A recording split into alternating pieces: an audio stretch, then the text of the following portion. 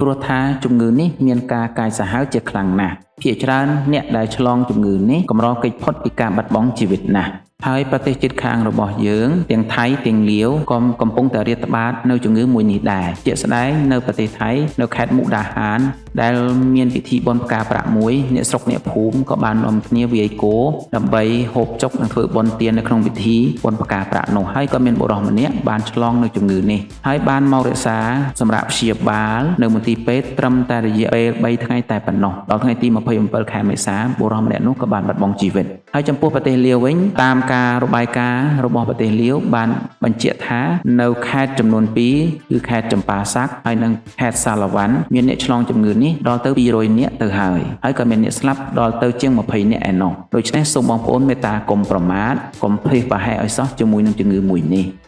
បាទពេលនេះ admin សូមបន្ថែមបន្តិចអំពីប្រវត្តិសាស្ត្រមនុស្សជាតិដែលមនុស្សយើង